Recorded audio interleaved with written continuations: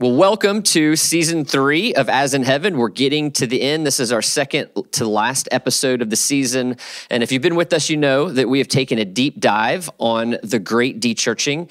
About 40 million people have left the church in America over the past 25 years, and we have commissioned the most comprehensive and detailed nationwide quantitative study to understand why they're leaving, where they're going, and how we can bring them back. That research, as we have said, will be coming out in our book, The Great Dechurching, in the summer of 2023. And this podcast exists to pull on this thread even more. My name is Jim Davis. I am your host and pastor of Orlando Grace Church, and I'm joined by my co-host today, Michael Graham. And our guest today is Jake Meador to talk about what it looks like for God's people to embrace the concept of living in exile. I got to know Jake in season 2 or round 2 of the Gospel Coalition's Good Faith debates, and I appreciated the debate between you and Brian Mattson on the topic of should Christians support economic regulations intended to protect the environment. So you can look that up and listen to that debate. Jake is the editor-in-chief of Mere Orthodoxy, as well as the author of 2 really helpful books, In Search of the Common Good and What Are Christians For? And I will say, beyond that, Mike and I have just really come to appreciate Jake as a friend, a fellow ministry leader. We all need friends to be a source of encouragement and sanity in this increasingly confusing and complex time that we live in. And Jake, you've been that to both of us. So thank you for being here, and thanks for all you do. Yeah, thanks for having me on, and thanks for the kind words. Well, as I said, I'm excited about our topic today, our conversation, because it's one of the things that we've been thinking and talking more about in the past 5 years, and that has been the idea of the American church moving from a season of empire and into a season of exile. Now, there's a lot that I think we're all thankful for, the privileges that Christians in the United States have been given over these past few hundred years. But exile is more the normative state of God's people. God's people have historically exercised influence, as we should as Christians, from the margins, not necessarily from the seat of power, as we have over the past few hundred years here. And certainly it's true in the global East and parts of the global South that they exercise their influence from the margins.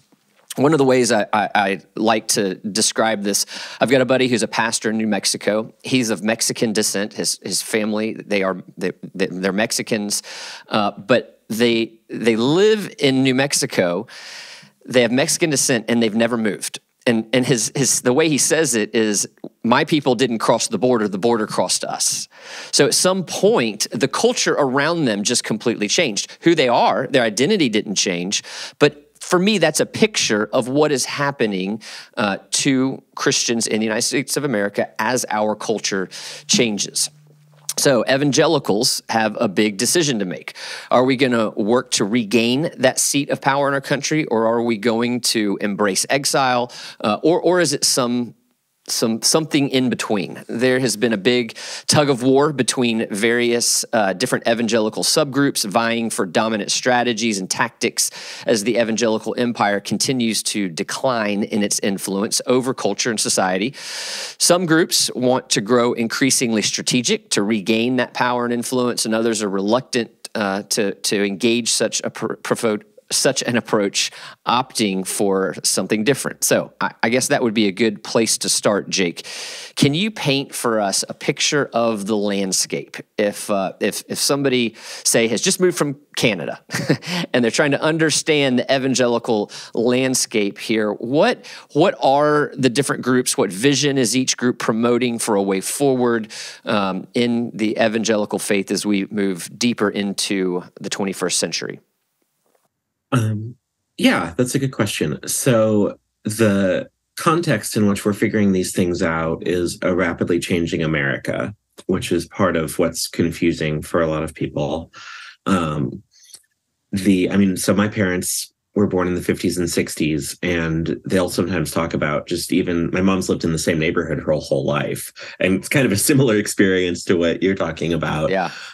Just the way that even that small neighborhood in Northeast Lincoln has changed in that time. And it's easy to focus on sexuality and gender stuff that has shifted, because that's where I think a lot of people feel it the most. But it's also important to think about the ways that tech has shifted us, the way it's changed our daily habits and routines. It's shaped us without us often realizing it. And so there's a very strong sense of anxiety, I think, that comes from all of those changes. And when you think about, well, what's anxiety? Anxiety is often something we experience when we don't know what we're supposed to do or what's going to happen next, or we don't recognize where we are anymore. We're in a new place and we're trying to figure things out. It's ratcheted up if the new place you don't recognize is actually the place you've been living all along. And so that's the kind of context in which a lot of people are arguing about, well, what do we need to do?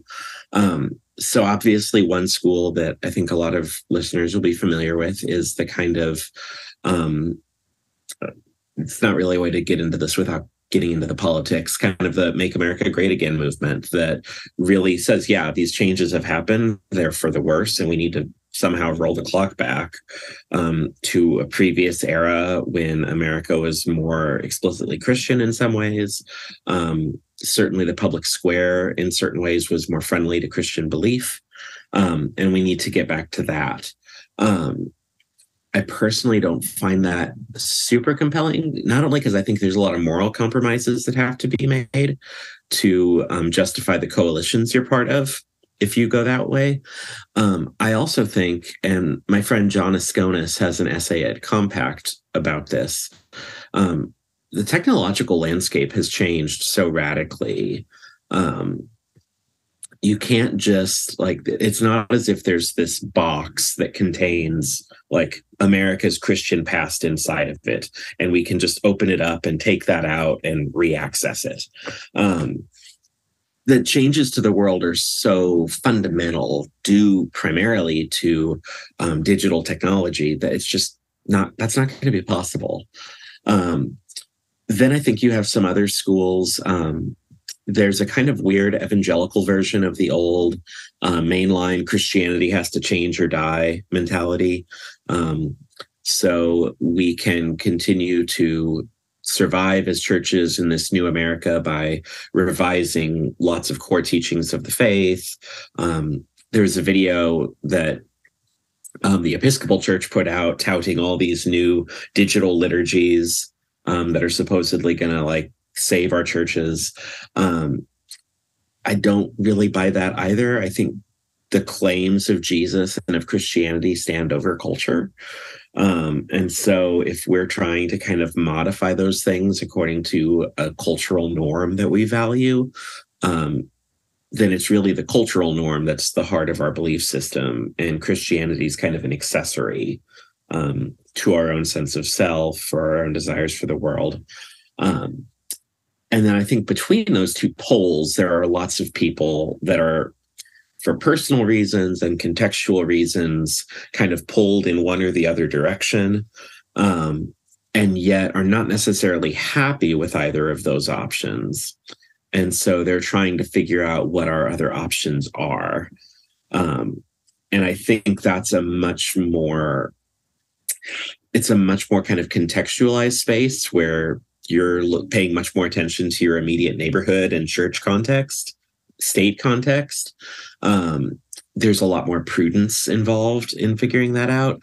And so it's a group that doesn't lend itself to slogans or kind of easy, like national level movement organizing, because you're really trying to nuance one or both sets of claims that the edges are making to try and figure out how we understand our place in this country as Christians who have less agency and power than we used to, less credibility than we used to in many places, and where our communities themselves are often in flux because of dechurching, because of technology, because of mobility, the mobility of American life. And so I think there's actually quite a lot of people. It's a little cliche to say like the silent majority. And I don't know that it's the majority, but I think there are a lot of people in that kind of space trying to figure out what faithfulness in their context looks like. And it just takes time. I think when you're in a kind of gray zone moment like we are, the old world is kind of winding down, this new order is emerging.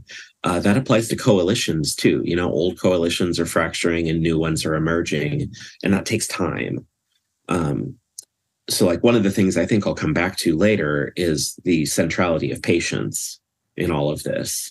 And one part of patience, I think, is giving those new coalitions and relationships and movements time to form. I feel very hopeful about the medium-term future. I think in the short term, we need to practice patience so that we don't do foolish things because we're trying to rush things that take time. So I think don't go either of those edge directions, and then patiently in conversation with pastors and friends in your contexts, try to figure out what do we need to, how do we need to love our neighborhood? How are we present in our neighborhood, in our homes, in our schools, churches, etc., in this changing moment? And it's just complicated and messy, and it doesn't lend itself to easy answers, for better or worse. That's really, really helpful, Jake. I really like what you said, that phrase, just the centrality of patience. I think obviously things are, continuing to, to fracture in terms of existing orders, and the ways in which the coalitions as they have existed are certainly in flux. And I think the impulse there is to want to, well, let's just speed things up and, run things to their radical end. But there's some real importance to, remaining calm in the middle of that. And the centrality of patience is key. So I think we have to have tolerance there in the short run while those things work their course, and we're able to build from some of those new coalitions, healthier institutions. And I think, in many ways, it feels like we're in this tug of war, as Jim mentioned, between those who want us to return to some form of Christendom and those who are willing to embrace more of a posture of exile. And I feel that tension personally. On the one hand, I find various permutations and combinations of Christendom problematic, especially those that are either conversant with or actually forms of Christian nationalism. A basic understanding of church history, especially Europe, would reveal the weaknesses of, a Christian nationalism approach where church and state are on top of each other. On the other hand, I want to draw, and I'm from, some of the cultural approaches of, Herman Bavinck or J.H. Bavinck, that don't want to just throw their hands up at the culture, but have more of a, kind of a common good approach that persuades, I think, maybe more from the bottom up than top down. So I draw a lot of inspiration personally, from the stories of Joseph in Genesis 37 to 50, from Daniel and his time in Babylon, and some of the early church diaspora out of Jerusalem in terms of how they're, navigating their relationship to a dominant culture while they are either physically or culturally or both in a form of exile. So all of that is just kind of a long preamble to a two-part question. First, what does it look like for us to embrace a form of exile that isn't isolationist or ascetic in nature, but still seeks the welfare of our context? And then the second part of that is, what inspiration do you draw from the Bible in support of such a vision? Yeah, there's two different places I kind of want to go in thinking about that. I'll try to just kind of sum up both of them. So the first thing is Mark Sayers has a framework. He's a pastor in Australia for analyzing kind of cultural and movement change over time. And I'm simplifying and condensing. You can hear him kind of spell it out on a couple different podcasts he's done. But he argues that there are cycles to any kind of movement. And the first generation or two, or the early years, it kind of happens when a group of people get together and they can tell things are really bad. Why are things bad? What can we do to make them not be bad? Um, and so for Christians, these are people that pray, that sacrifice a lot to build new things. They try to develop new strategies and ideas about what Christian practice and outreach looks like in their context. And if they're successful, you start to see institutions being built, seminaries, churches, universities. And I mean, in some cases, you can even see, I think, that some of the exile dynamics kind of fade to the background a little bit in certain cases where they're extremely successful. What tends to happen, though, is in the next phase are he calls them the traditionalists and the managers. So these folks, they don't really remember things being bad. They don't remember the energy of the prayer meetings. They don't remember the sacrifices that went into building whatever the thing is that was built. And they tend to just codify whatever the previous generation was doing. And then that becomes the tradition. It's what we do as a community. And we manage the community to make sure those traditions are honored. And eventually what happens is those customs and practices and traditions aren't really responsive to the moment anymore. They often start to kind of lose the heart behind them, and they become kind of a dead orthodoxy, is Francis Schaeffer's term for it. And Sayer says what happens after that is you get the deconstruction generation that is just frustrated by all of it, doesn't like any of it, and they blow everything up. Because Sayers' line is they work with dynamite, not scalpels. And so, but then what happens is, well, you just did a ton of work with dynamite and a bunch of things blew up. So now things are bad again. And the cycle begins over. So I think that can be a helpful lens for framing some of what we talk about here. Just recognizing that we're probably in a season now of preparation and building and sacrifice. And that's a pretty common story throughout church history, and we should be comfortable with it. The other thing that came to mind, so I've been thinking about attention more lately, just because of the role that attention plays in a digital world where there is more stuff for you to look at than you have time as a human being in a 24-hour day to do. And so as I was thinking, I was like, well, what are the things that Christians look at? What do we pay attention to?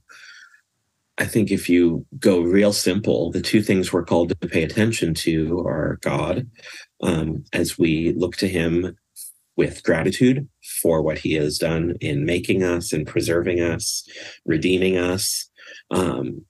We look to him with a sense of humility and joy and reverence. And then in response to what he's done for us, we look at our neighbors. And we attend to our neighbors. I was reading a book by it's my favorite 16th century figure, Martin Bucer. And if you read what Bucer says about deacons, it's kind of shocking. So Bucer has a clear idea that deacons are there for helping with physical kind of mercy needs or material struggles that people are having. But the way Bucer seems to imagine a deacon is like, he thinks deacons need to know their community well enough to know where there's work available for the poor who really just need a job and they need some help keeping a job. He also knows how to get money to poor folks who just need money because they're not able to work or they're in a caregiving role or something like that. And he knows how to connect those people to those resources. And so it's an incredibly high degree of local knowledge that he just assumes a deacon has to have to be a deacon. And it's not a legalistic thing. It's just, well, your role is mercy and physical needs, and you can't fill that role well apart from local knowledge. And so as I think about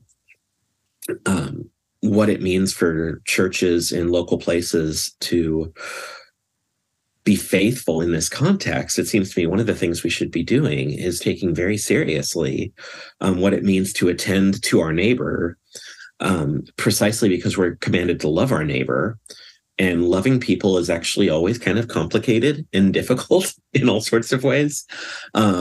Not simply because of your own kind of internal sin that you have to repent of and rely on God to help you sanctify, but also because it's very easy to intend to love someone and actually hurt them because of a lack of knowledge. And so I think part of what I worry about with a lot of the hand-wringing and fear that people have with exile is that I worry that we're looking at ourselves in a very kind of navel-gazy way. And that's mostly not like, we have to look at ourselves to some degree because we need to know our context and we need to know how to prudentially decide what to do. But mostly, I think Christians are called to pay attention to God and their neighbor. And when we spend a lot of time wringing our hands over all of the bad things that are happening and how marginalized Christians are becoming, et cetera, I think a lot of those things are really happening, but I don't think the way we respond to those things should look like the way the world responds to it. And so I think we still have a calling to look to our neighbor, to seek ways of loving our neighbors, even in those positions of weakness and being outside the halls of power.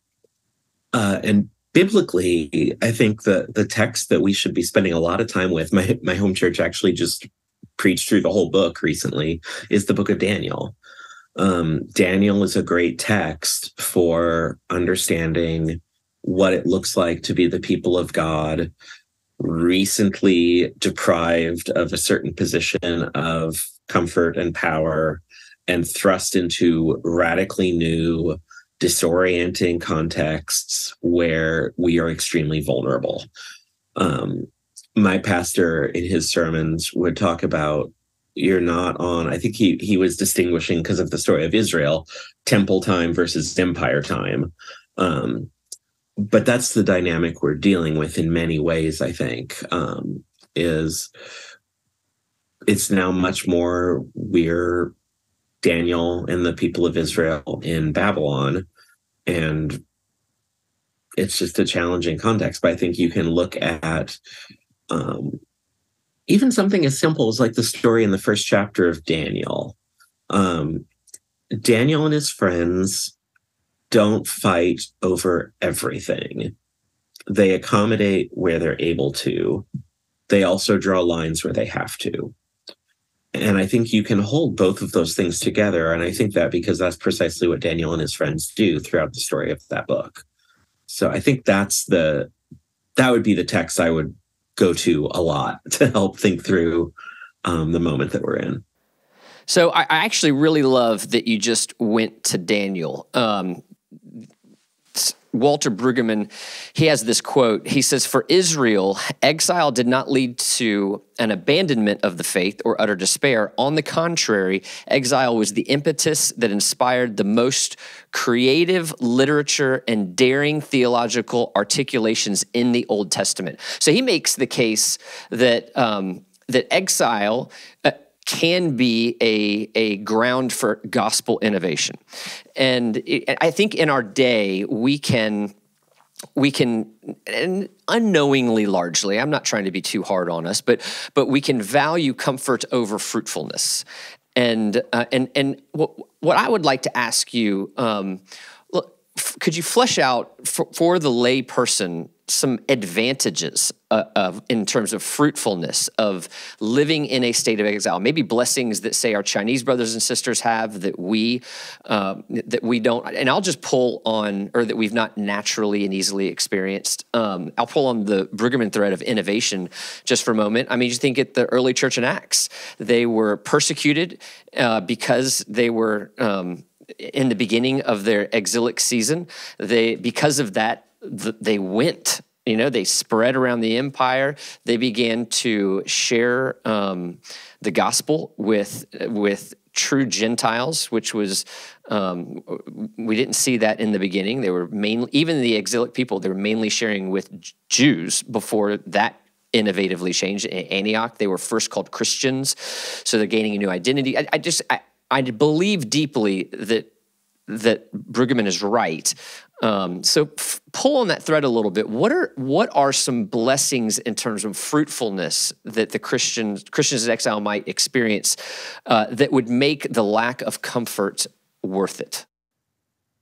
Yeah. Well, so before anything else, we're made to know God, to know and love God. The pattern in Scripture and in church history, and I can even think in my own life, my parents' life, God draws close to us amidst suffering and difficulty. And so I would want to actually start there to say that there are unique opportunities to become more completely dependent on God that are made available to us in the wilderness that aren't available in places of comfort, which is often why, when you look at the story of Scripture, the wilderness is a place of preparation. It's where God meets with the people he's calling to do something, and they learn to love him and see him more clearly so that they can do whatever they're called to do. That's the story of Moses. Paul goes into Arabia for a few years. We've passed over that detail, but he mentions it in the book of Galatians. He seems to have a 2 or 3 year window between his conversion and when he goes to Jerusalem to meet the apostles. And that time seems to have been spent, I think the text says, in Arabia, which is probably kind of the desert region around Damascus. Jesus himself spends 40 days in the wilderness before beginning his public ministry. Wilderness is often where people meet God. I mean, certainly my parents' own life, my dad had a traumatic brain injury and is disabled now, and both my parents will say we've gained more than we've lost in the years since then, primarily through intimacy with God. So I would want to start there. But yes, also, I think when you are in that position of uncertainty and vulnerability, you do have to think differently about what ministry looks like. And it leads to a lot of fruitfulness as you're finding new ways of loving your neighbor and reaching out to others. There's an episode of Rebuilders where Sayers does an interview with an Iranian missionary who works in Iran. I think he's from Britain originally. But just the stories of the Iranian church right now, which is the fastest growing church in the world at the moment, some of the stuff they have going on is just wild, and it's so encouraging. So I think people could listen to that and hear how the Iranian church is thriving under suffering and under marginalization. There's also a lot of stuff being put out now by the Center for House Church Theology on the Chinese church that a woman named Hannah Nation is editing and kind of bringing to the Western church. So I think we should be spending time with those resources and learning from those churches that continue to grow and thrive, even under far more disadvantageous positions than anything we have in America. I mean, there's stories like that on the Rebuilders podcast. I'll continue, but the story's so wild. This woman gets a Bible.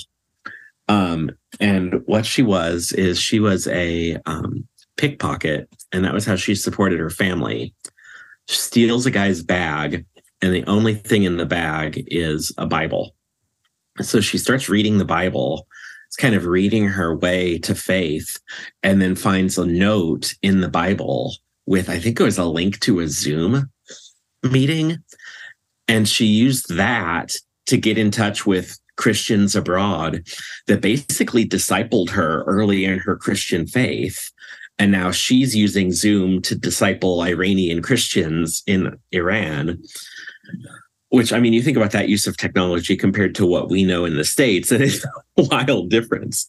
But yeah, I think those are the kind of things you have to get creative, and you have to think through, what do we really care about? What do we really want to accomplish?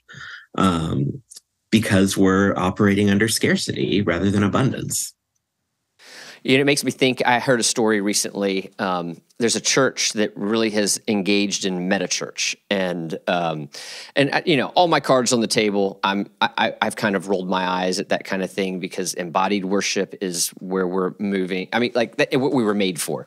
But there was a story about the meta church, and they have staff poking people in the room, trying to get them a conversation. And to their credit, I do think they're trying to move them toward embodied worship. And this one person they keep poking, and they could never get a response. And finally, in the metaverse, this person lights up a sparkler and writes in the air, China.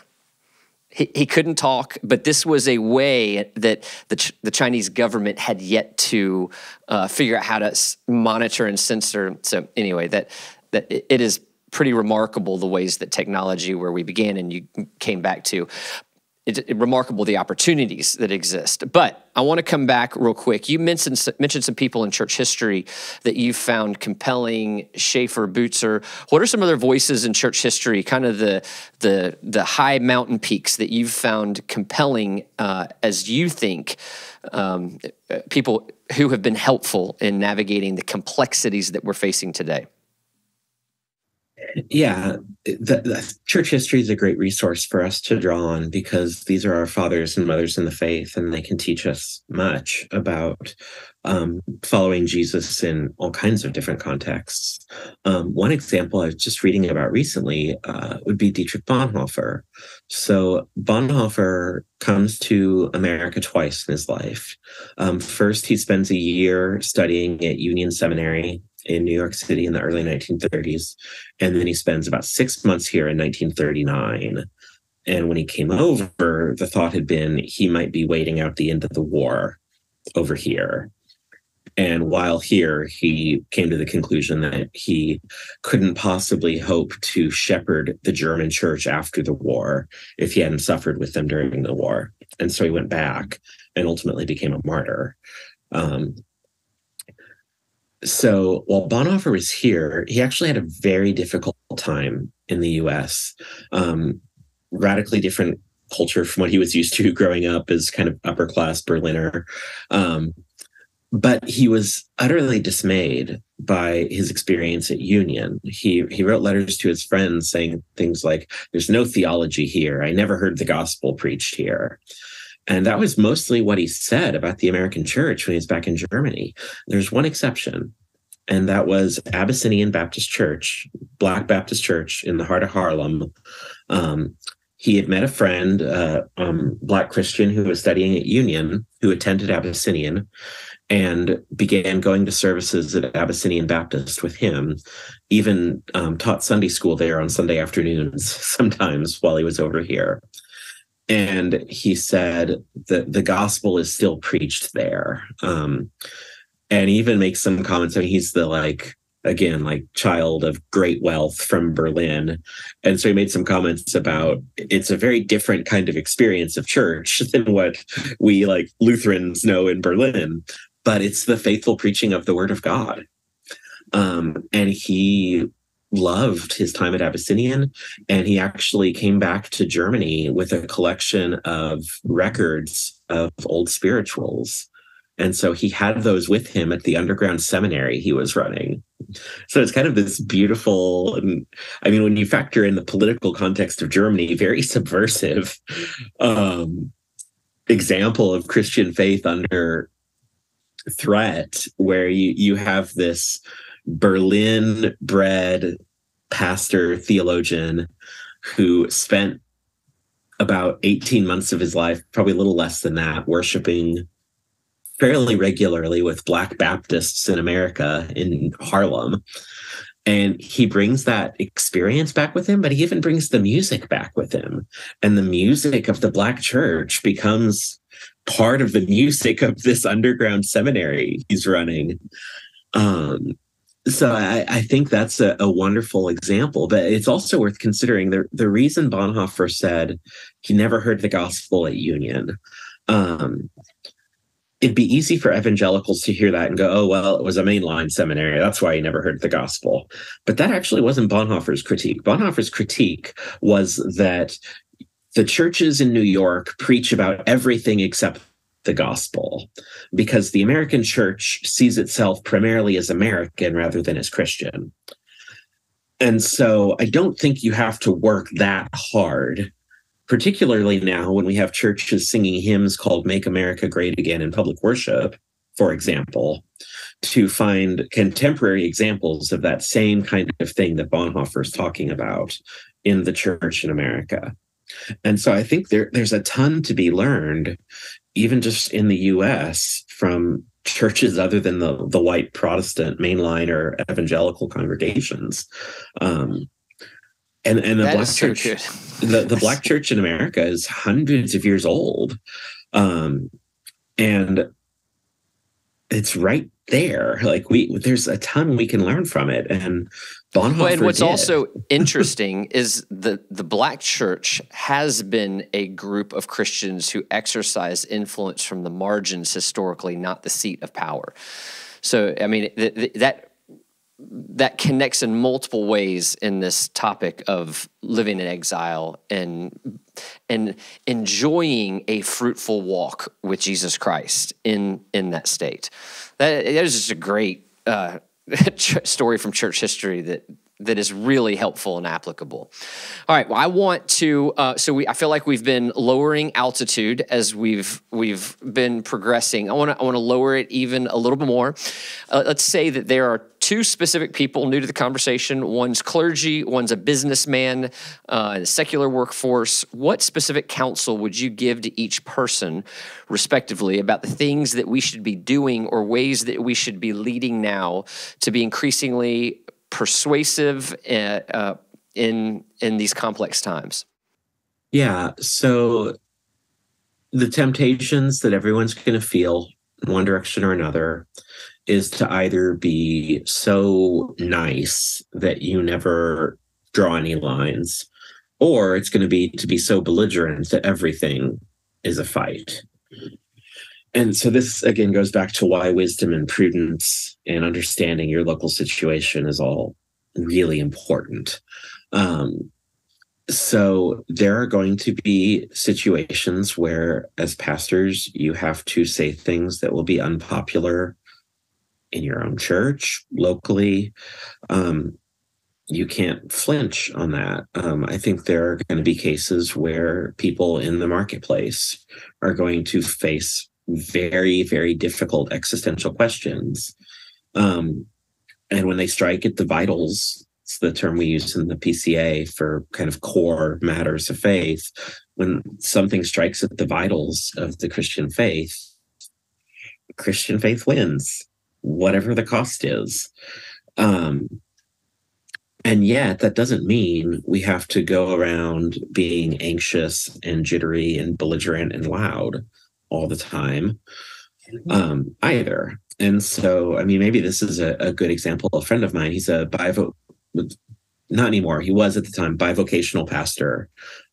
He's an associate pastor at his church, small church, bivocational, because they didn't have the money to pay him a salary.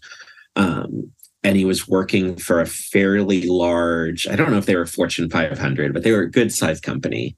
And they were passing some new HR policies that in his conscience, he just felt like, I can't sign this agreement they're demanding that I sign.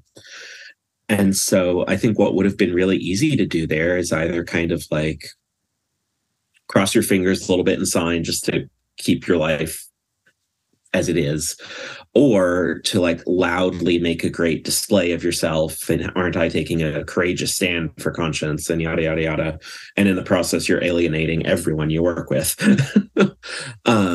What he actually did is he went to the human resources department and he sat down with one of them and he said, I don't feel in my conscience that I can sign this agreement. I would, however, be willing to do these compromises that I hope honor what you care about, that will not violate my conscience. Is that something you are willing to let me do? And they actually said yes. And so he was able to keep his job and go on doing what he was doing, but he did it in a way that was honoring to his employer without violating what God has called him to as a Christian.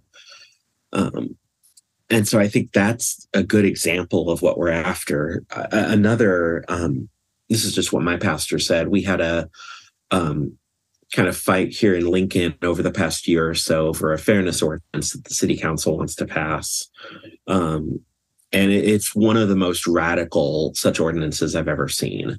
Like I follow this stuff because of editing Mir O, and this one genuinely could, like, following the letter of the ordinance, criminalize like reading Romans 1 in a church, because a church is a place of public accommodation under the language of the ordinance, and speech that created a hostile environment was penalized. So you can't speak publicly in public places in ways that will be hostile to protected groups.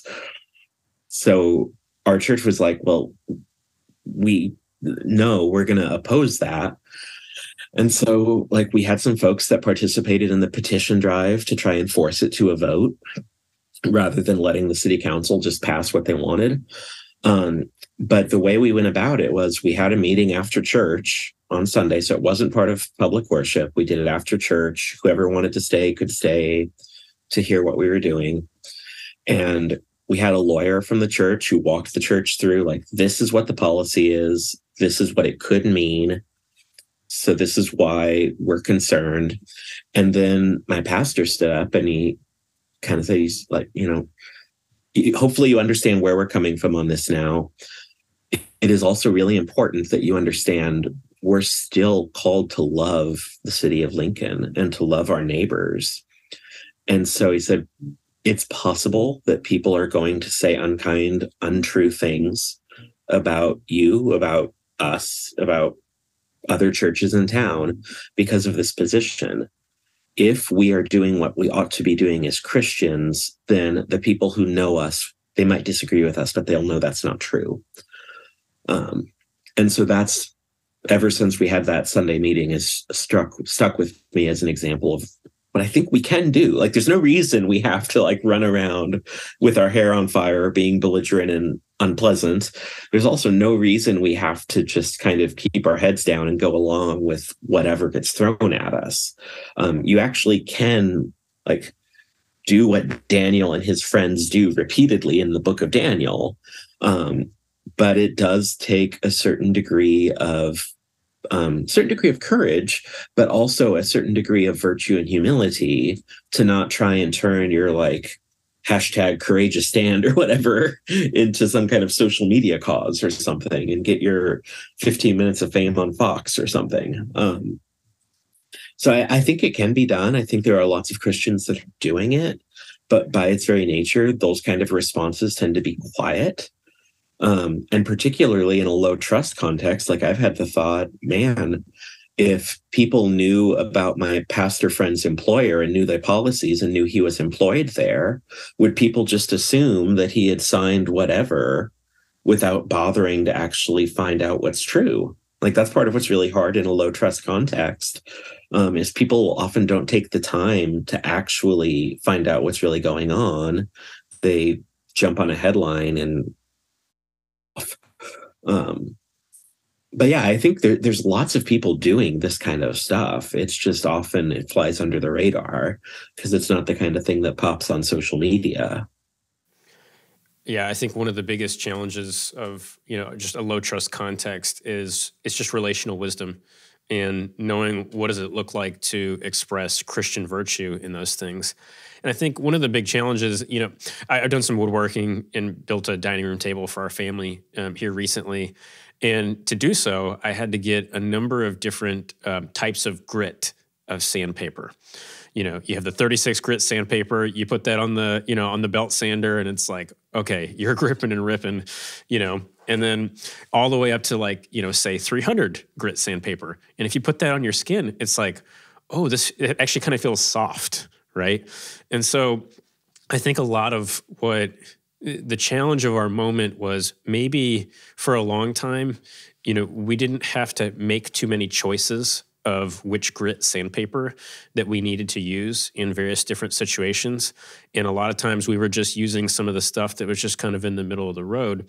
But now there's a lot more complexity to, okay, what type of sandpaper do I need to use in a particular situation? And sometimes the type of sandpaper that's needed inside the household of faith and outside the household of faith look different and in different situations. To mix metaphors, when I'm at the park, I have 2 toddlers, I'm not there to parent the other people's kids.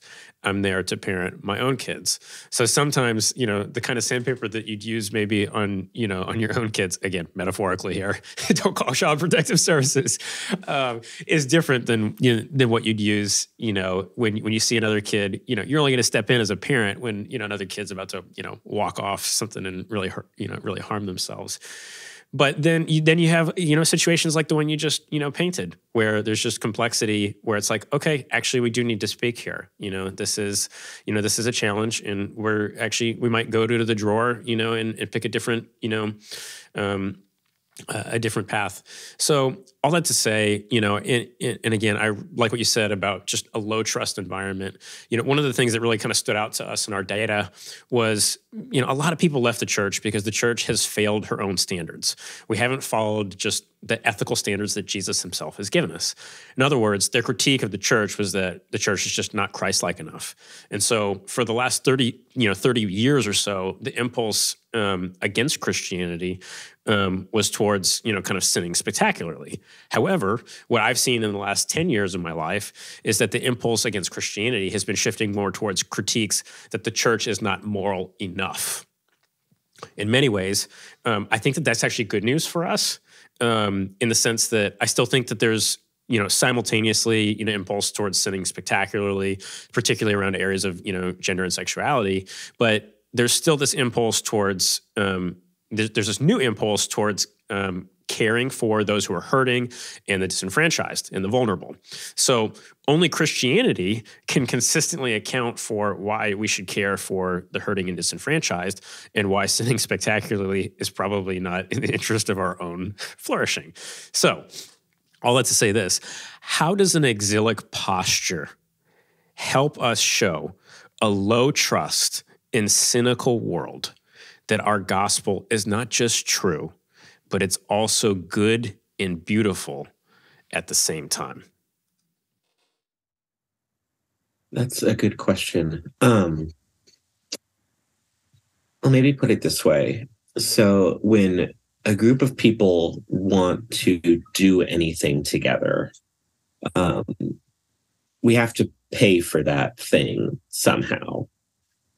The way that it often gets, quote unquote, paid for in a society of abundance is going to be through cash, or, if it was a big enough thing, it was a political thing, through some kind of government action. So in both cases, it basically is a kind of coercive force acting in the absence of any other reason for people to do something together. There are other ways of paying for things we want to do together, foremost of which is probably trust. I've used this example elsewhere, but I think it's one of the best I know. When my dad had a traumatic brain injury. He was in the ICU for almost 3 weeks. And then he was inpatient at a rehab hospital for 6 months. And by the end of that 6 months, it was clear that he's probably going to be capable of living outside of assisted living facilities. He could probably live at home if home is handicap accessible. The problem is my parents' house is in an old working class railroad town, and it was built in like 1910. So nothing about it is handicap accessible. So that could have been tens of thousands of dollars in work that my parents had to do on their house, just so my dad could come home. Or they'd have to sell the house they lived in for 30 years, which they didn't want to do because they love it. I didn't want them to have to do it. What ended up happening is a group of friends from their old church, all these kind of like thrifty, handy, do-it-yourself Midwestern dudes, they show up at my parents' house a bunch of times.